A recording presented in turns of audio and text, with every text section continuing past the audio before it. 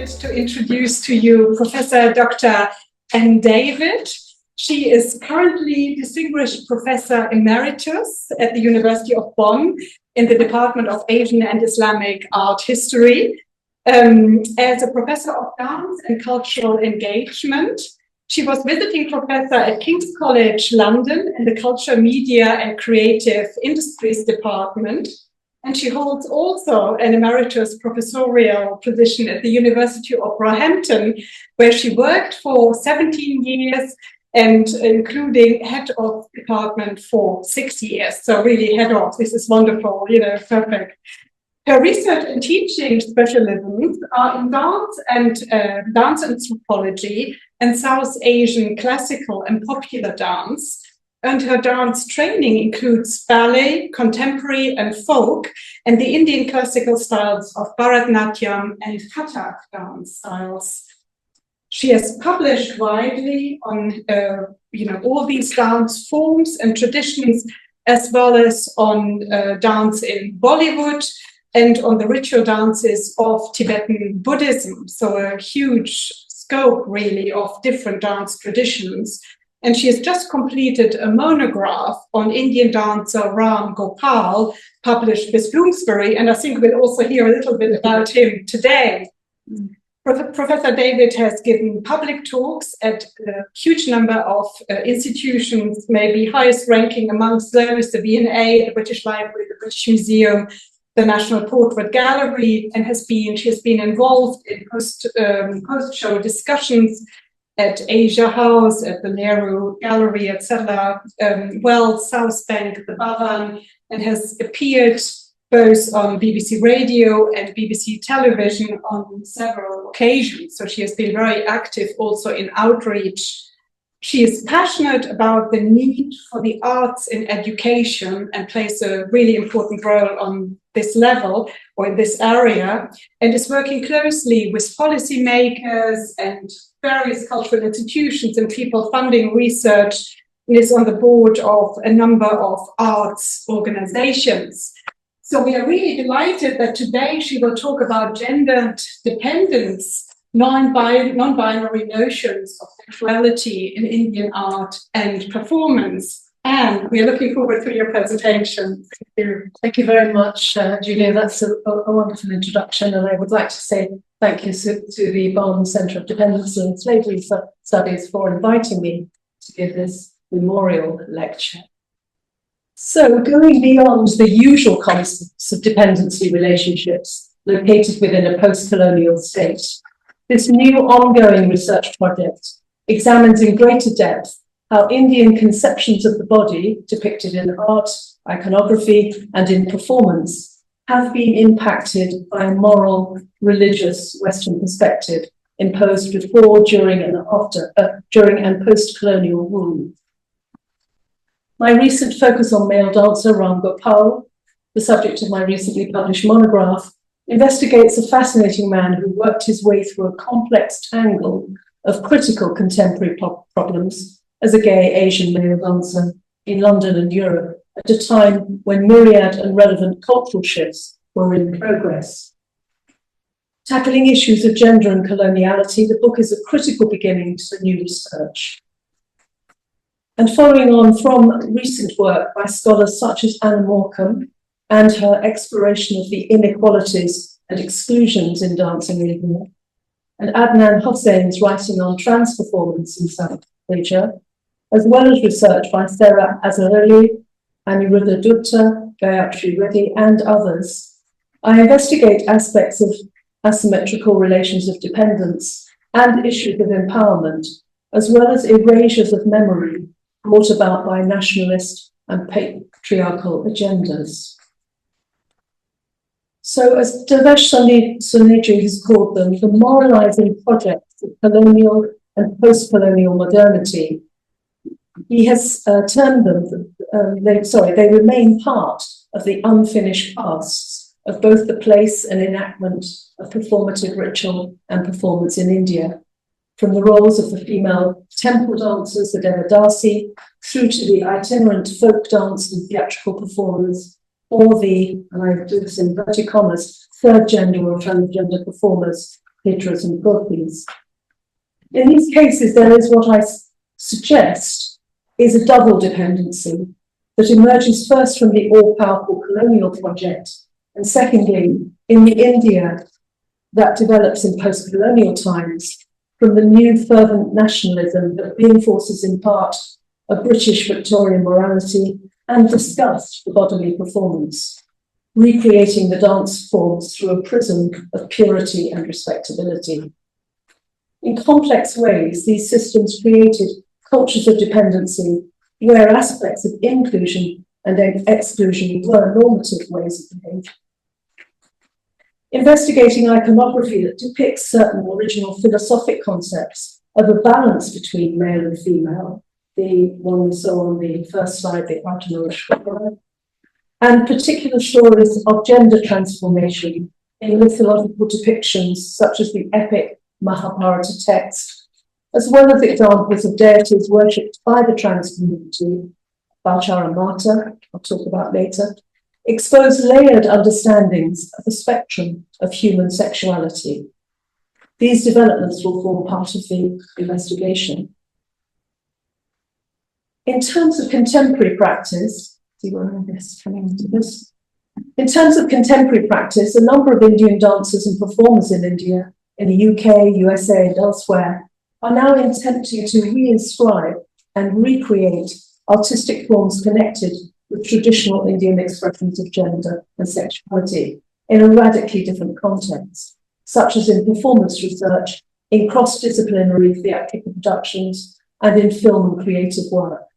Some recent examples include Bend It Like Beckham, on the bottom of the slide here, a BBC Three documentary that features Vinay, who runs Bollywood classes in London and elsewhere, Bollywood dance classes for the LGBTQ+ community and allies.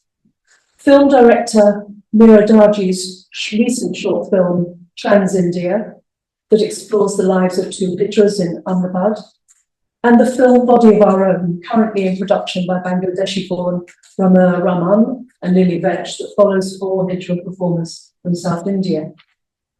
And then this last image, a new play opens this month in London, written by Gayatri Kamalakantam, called Period Party, that focuses on the Tamil puberty ritual for girls, except Krish, the main character for whom the party is thrown, is trans. So a story with a twist.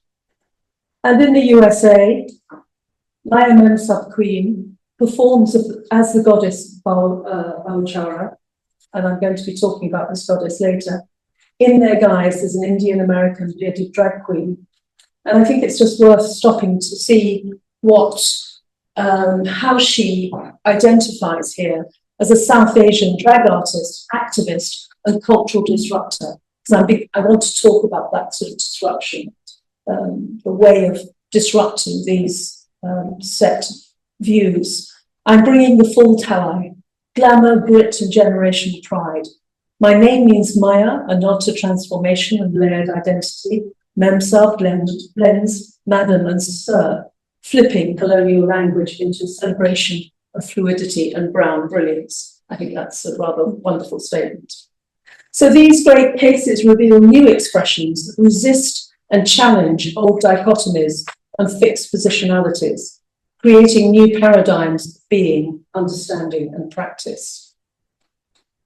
I begin, however, with the academic field of dependency. Used originally in political economy and psychoanalysis, it became more popular after World War II as colonial powers were waning and new nationalisms were growing. Dependency theory emerged out of this and became influential in the 70s and 80s. And as Yuval Rotman states, and I quote, maintaining that the economy of certain countries is conditioned by the development and expansion of others, end of quote. Dependencies and relationships of asymmetrical power are, of course, not new. Forms of slavery, imprisonment, oppression, and patronage systems have always existed. And the uneven sharing of land, resources, trade, and power are at the heart of the world's greatest struggles, continuing to this day. But And I really want to question this today. Can a lens of asymmetrical dependency, relationship where one player is unequally dependent on the other, be utilised to examine art and performance? It's a complex arena, including issues of interdependence, relational dependence, and independence, all of which can be highly asymmetrical. And dependence is a social human relationship involving social, economic, and political aspects. Christoph Antweiler questions whether we need a dependency turn in cultural studies, social sciences, and historical research. And he marks a distinction between dependence and dependency, seeing dependence as a state of dependence characterized by a particular type of social relationship, and dependency as the social system that allows dependence to exist, sustains it, and profits from it. Perhaps, too, there is a need to identify local forms of dependency. So this is a quote from Yuval Rotman. Perhaps, too, there is a need to identify local forms of dependency, integrally embedded in the social structure of a given society, and dependency as a means of subjugation of foreign societies. This is where we get the colonial aspects of forms. In India, I suggest both forms exist, i.e. the caste system and British colonialisation, the vestiges of that, revealing long-term entanglements, resistance and resilience, as well as intergenerational trauma. These are shown in cultural heritages, legacies of histories, and cultures of memory.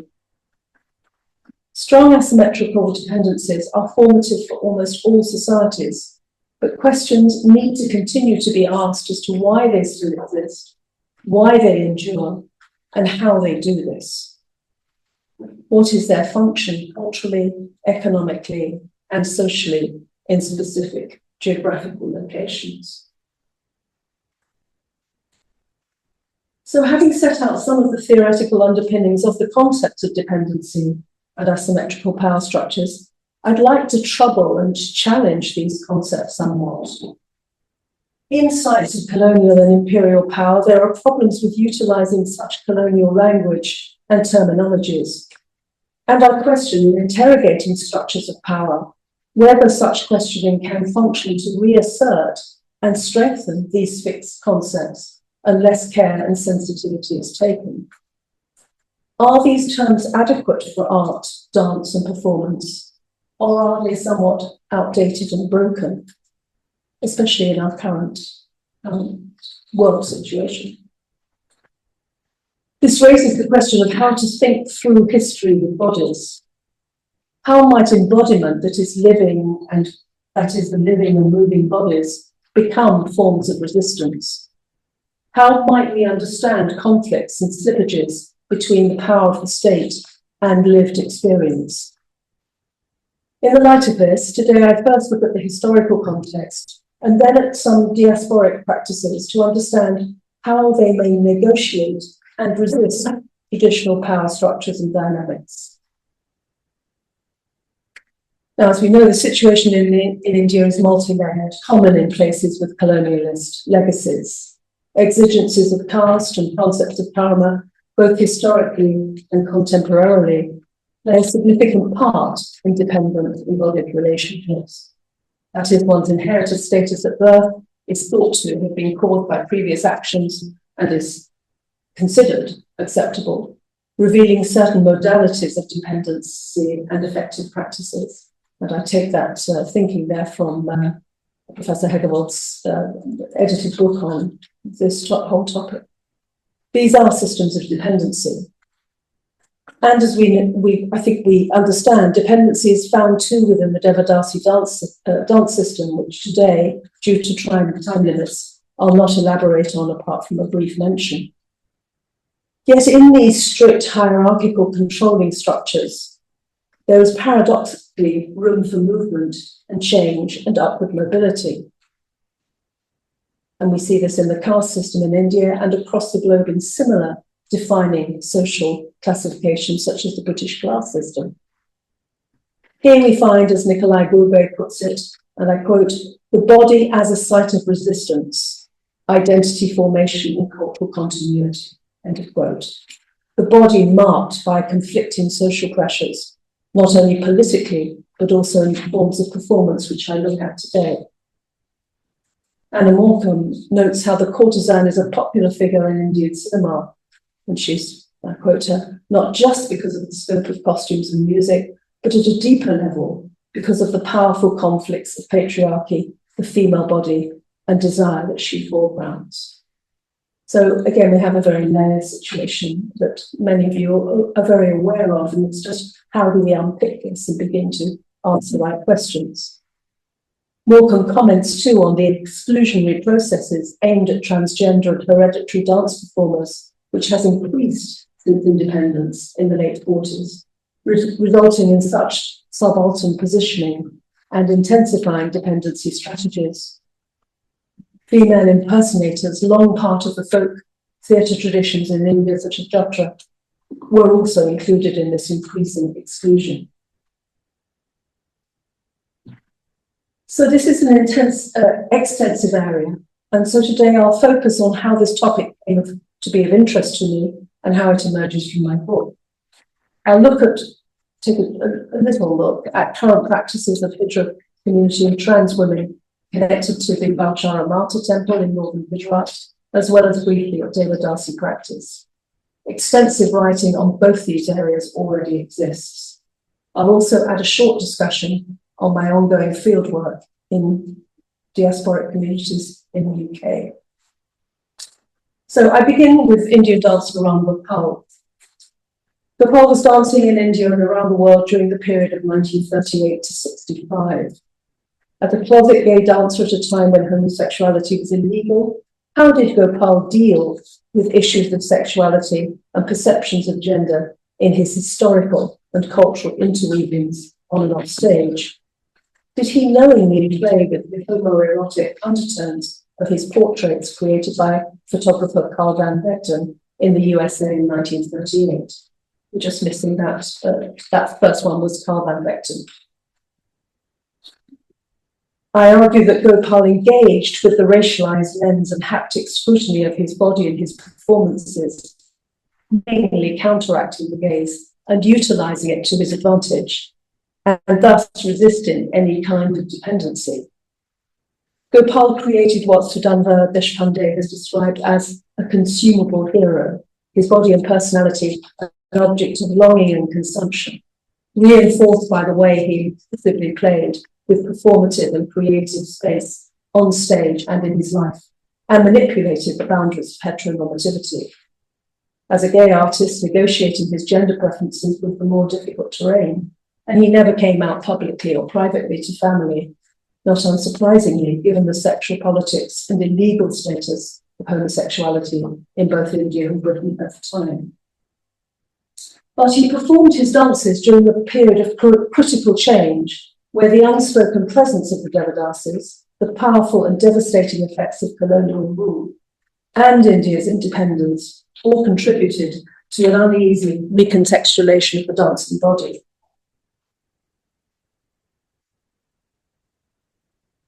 The 1950s in India, Britain, and the USA were places where intolerance of homosexuality was rife, as I've mentioned.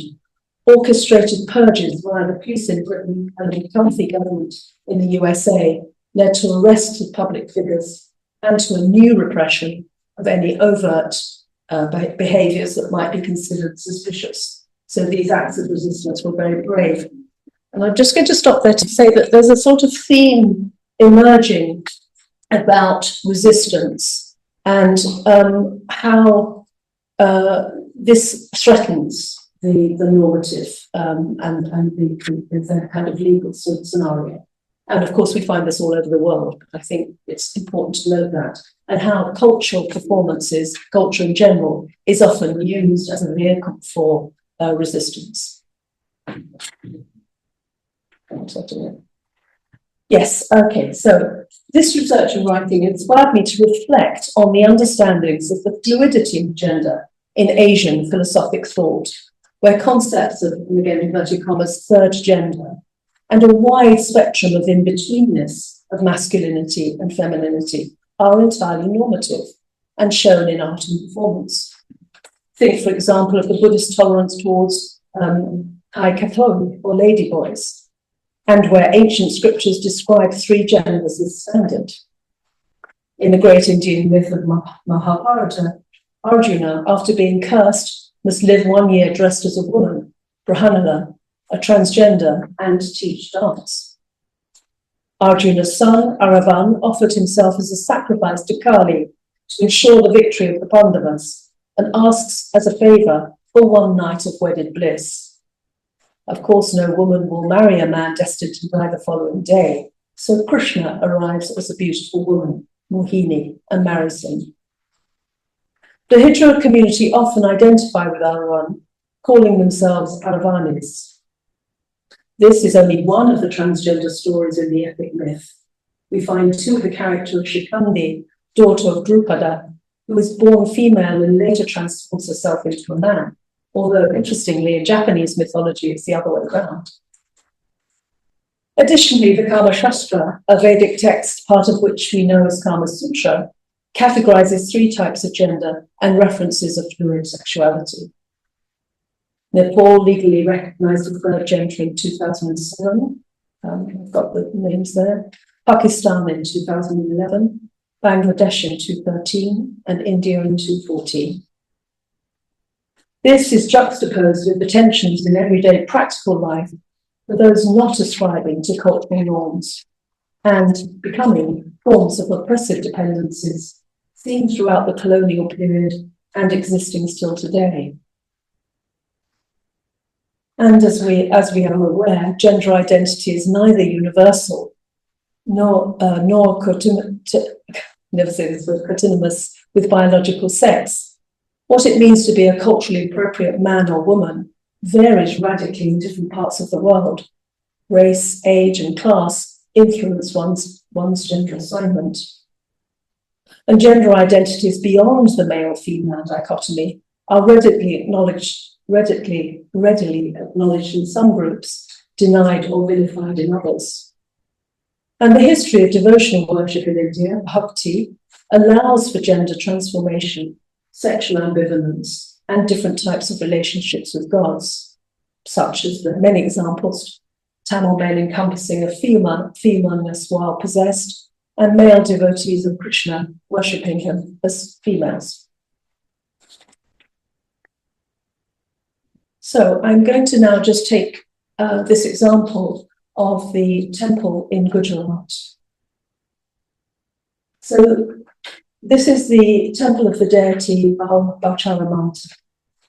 Dating back to 1779, the Bahuchara temple in Gujarat, about 120 kilometers from Ahmedabad, is a complex of 3 main temples, attracting many types of pilgrims. But specifically, the temple is known for its transgender devotees, often called hijras, although the term encompasses many alternative gender roles. And as Swadhyaya Taparya argues, hijras should not be known as, and I quote, merely the quintessential 3rd gender or sex, but as a social group with a gender and a religious, historical, kinship and class identity. So we've got this kind of sense of intersectionality going on here, and layered rather than just on one level of identity. Identities, as Gayatri Reddy notes, are shaped by a range of axes, not just sexual or gendered categories. And the umbrella term hijra includes those self-identifying as transgender people, transsexuals, cross-dressers, homosexuals, intersex, and asexual people, eunuchs and transvestites.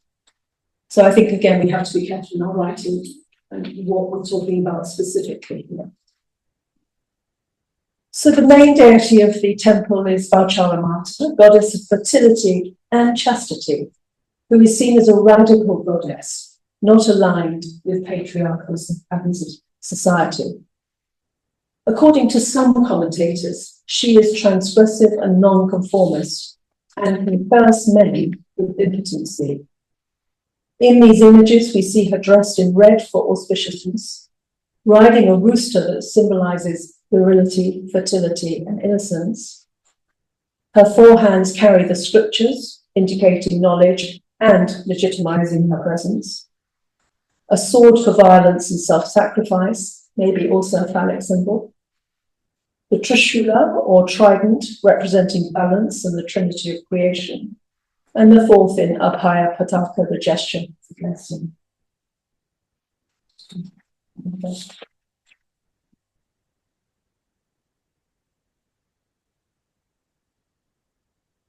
There are annual fairs held at this temple where over 100,000 hijras will gather as a form of pilgrimage and with special guest houses assigned to them for accommodation.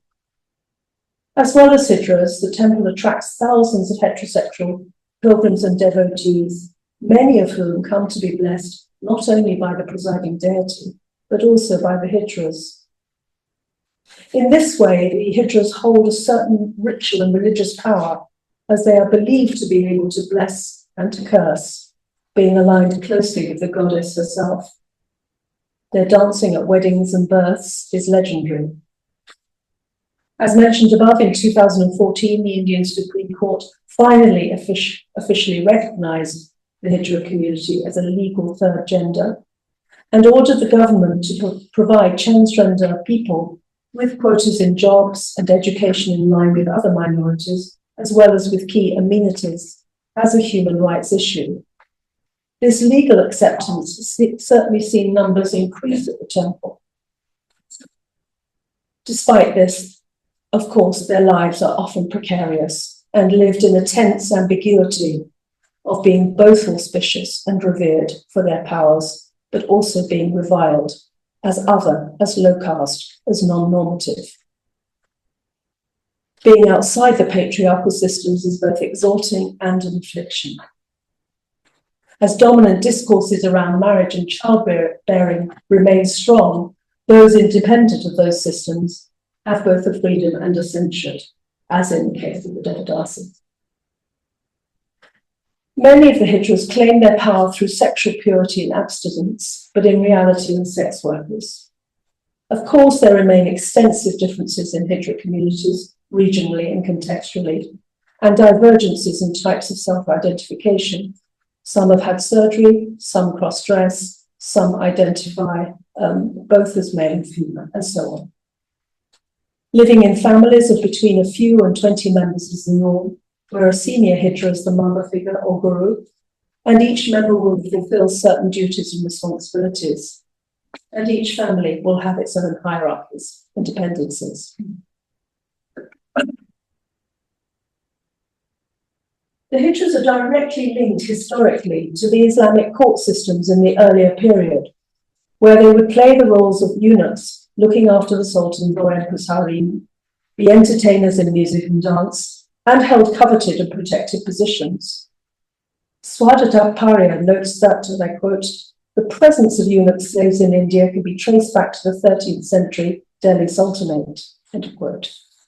This was, however, still a form of slavery where the harem was a metaphor of power and was, without doubt, a local structure of dependency. But with British rule, these roles disappeared, and of necessity, the hijras had to reinvent themselves. Jessica Hinchy, in her recent historical analysis of hijras in the colonial period, argues that there was a deliberate campaign through the Criminal Tribes Act of 1871 by the British to eradicate all hijra. They were perceived as a threat, not only in terms of morality, but also to political authority. So again, I'm just going to emphasize that notion of the kind of resistance that is seen to be threatening to authority. Colonial dominance policed, and I quote her, gender expression, sexual behaviours, domestic arrangements, and intimate relationships, he notes. Hijras were classed as criminals and as ungovernable. During the 1850s to 70s, a panic arose about the presence of hijras, seen to be a threat to colonials' social order, as they were not classifiable into normative binaries. And as Hinchy further describes, and I quote, like the colonial archives in general, the corpus of state records about hijras was shaped and in turn mobilized by particular relations of power. End of quote. An obvious example of asymmetrical power, but also of resistance. So a new sense of identity needed to be constructed to legitimate hijra presence in the society due to the change in political climate, so essential for survival and adaptation. Claiming their ancestors within positions of some authority supports their innovative stories of direct links to mythological characters and deities, so Arjuna, Arjuna's son, Rama, Shiva, etc., and claims a created, invented heritage.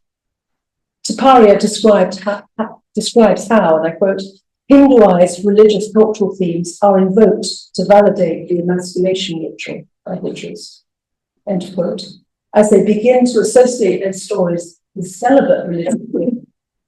This is quite an interesting point about the using the kind of idea of celibacy and to prove their legitimacy in the functional role of a largely caste-based Hindu society, end of quote. Those who choose to castrate follow a ritual called the Ravani, which is carried out under secrecy by senior community members, usually with no anesthetic or medical interventions.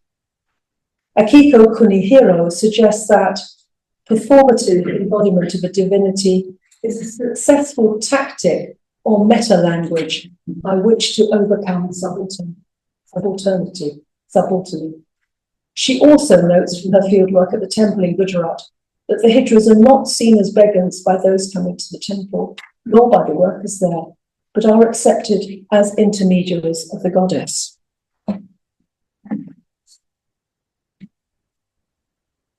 Just coming back to this point about celibacy, which is now being used.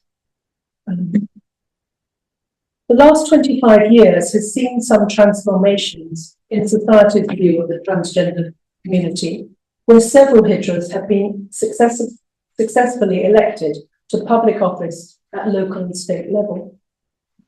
For example, being elected as mayor in Katni in Madhya Pradesh.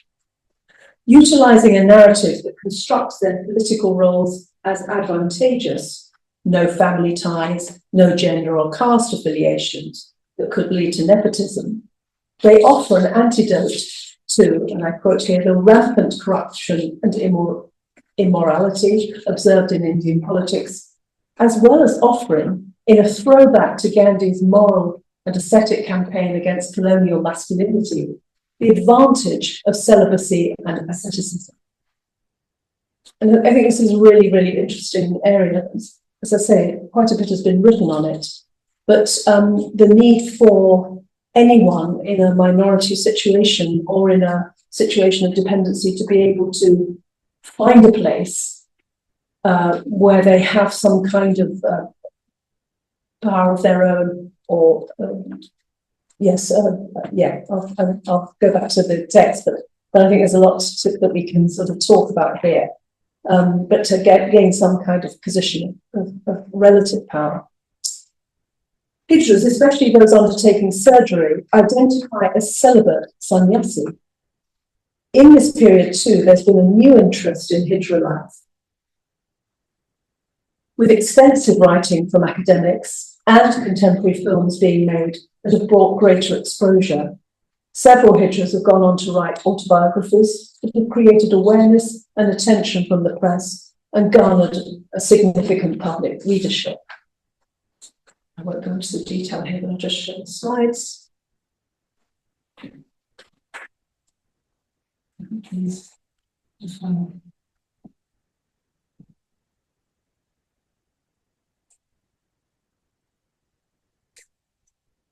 So I'm briefly going to touch on devadāsīs only because it's so related to this topic. But I'm not going to go into detail because of time today, and I would want to move on to the fieldwork I've just started to do. And again, much has been written, and particularly actually recently in Professor Hegelboth's recent volume, 2 years, looking at this topic from various aspects of art, architecture, etc. So that it was very well dealt with in this book. So I turn now to speak briefly about the dance ritual specialists, the devadāsīs, who in some ways can be seen in a similar light to the hijras. Dedicated as young girls into temple service, they remained outside of society's codes for women, not marrying and mostly not giving birth to children. Like many of the stonemasons and craftsmen, they were gifted as people to the temple. They had a training in ritual, in dance, music, conversation, literature, poetry, and held, as hijras did, powerful status as outsiders, yet were often objects of derision and stigmatization. Sometimes quite wealthy through gifts of gold, jewels, silks, and land by benefactors, their presence brought an auspiciousness to societal events of weddings and other celebration.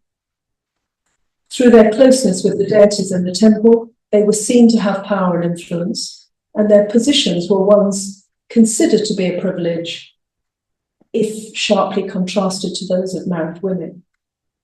As servants of the god, as their name literally translates, they were certainly part of an internal system of dependency and subject to the patronage of the kings until the first half of the 20th century. Their important and valued responsibility was service to the deity and was primarily bhakti-based, as well as to the wealthy patrons of the temples, where their roles were often ones of courtesans. Much has been written about the devadāsīs, so here I will not rehearse all the arguments already well documented, but instead question how their somewhat dichotomous place in Indian society might be understood through a lens of dependency. Tiziana Leoci's very detailed analysis of the role of such devotion and service by the devadāsīs in the volume I was just speaking about argues that whilst without doubt this was an internal system of dependency, it was much misunderstood.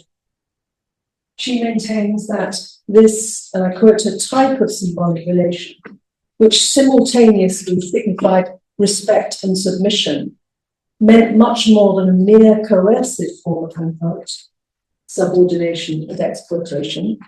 It involved strong and mutual ties and attachments for both parties. End of quote. Here Leochi is attempting to understand these systems, which were embedded in the structure of society, certainly differently to the later asymmetrical dependencies imposed by colonial rule and extended by the Indian westernized urban elite. These were systems of interdependence. So that's really all I'm going to touch on today on the devadāsīs, but I think it's important just to note that. So I'm just coming to my last bit of fieldwork and then towards the end of this. So my recent fieldwork in London at the Bolly Queer dance classes mentioned earlier in this paper reveals a site of negotiation and resistance to accepted ideas of gender identity. Here there is a fluidity of positionality where young South Asians find a safe space. The classes are specifically for LGBTQ+ and allies, where they try to unravel the close ties in their heritage between culture and religion, the religious side where gayness is discouraged and opposed. In this open, inclusive and fun space, they are able to enjoy the best of their culture through Bollywood dance. Vinay, who's pictured at the top, the teacher and creator of the classes, emphasizes the need to move away from the usual teaching and performance of Bollywood, where dance moves are particularly gendered, and he's therefore sought to create a specifically ungendered space. Not surprisingly, the community of friendship that has grown up around the classes is striking. Everyone I talk to mentions this as a factor in how so many new friendships have been created and in their continued attendance. One of those attending said, and it's on the slide, walking into Bolly Queer for the first time, I felt like coming home. As a queer South Asian, I felt I lost my culture and community by embracing my queer identity. Bolly Queer brought back a connection with a heritage I thought I'd lost. It's a beautiful place to be uplifted and seen as my complete self. And Vinay's quote is here. As queer people of colour, we sometimes feel we have to choose between our queerness and our culture. And that was a theme that came from many of the people I spoke to. Another dancer in the group I interviewed worked in India with gay collectives, One Future Collective in Mumbai, and Queerabad, an online platform for the community and allies of Ahmedabad's LGBTQ+ community. We also discussed Gay Pride in India, which started in 1990. Vinay has had some success, recent success in Delhi, in offering body queer classes, where about 50 people signed up, which is a very large class for him. And they all wanted to continue, although he said that the dance studios weren't really interested and he had to hire club spaces instead. There's obviously more to unpick there. It's quite interesting. He's also teaching in Amsterdam, where, of course, he's welcomed very fully. So in these very, very different examples, I've tried to reflect on and to consider how to grapple with the tensions and slippages between long-established philosophical and metaphysical conceptions of the human body that play out along the wide spectrum of gender identity and the lived practical experience of those pushed to the fringes of social life in relationships of asymmetrical dependency. The hijra community at the Bahuchara Mata temple have found a locus of acceptance, protection, and a need for their ritual and cultural services, aligning themselves with historical, religious, and devout deities and mythological characters to gain validation. In this way, they've created some agency in their everyday lives. And the passing of the 2014 Legal Act has brought some support. The devadāsīs, although legally banned from temple practice in 1947 under the new Indian nationalism, in fact maintained relationships of powerful interdependencies. They were considered auspicious in their presence at weddings, celebrations, and ritual events, despite being outsiders to the normative structures. And yet they were doubly ostracized by the middle-class nationalists after partition. Here, of course, we see different modalities of dependency.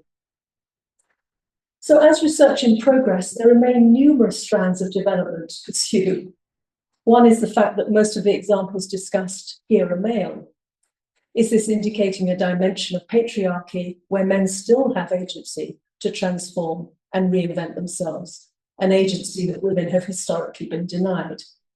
Even the previously cited example of ardhanārīśvara, depicting both genders in one form, the male side is on the right, often considered stronger, more authoritative, etc.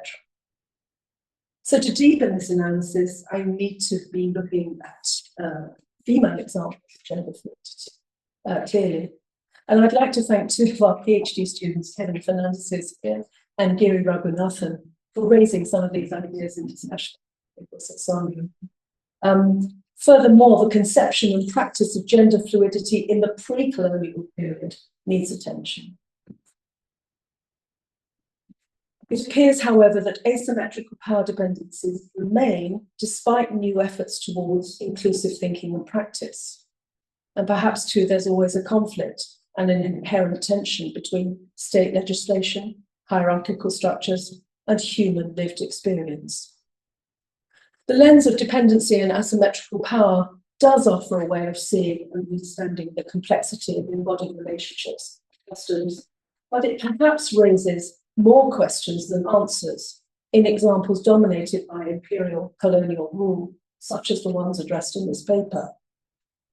A detailed analysis foregrounding embodiment as resistance that negotiates and challenges existing structures with a new fluidity and creativity seems more pertinent for arts and culture, where dance, music, and ritual, and above all, human beings are concerned. Thank you very much.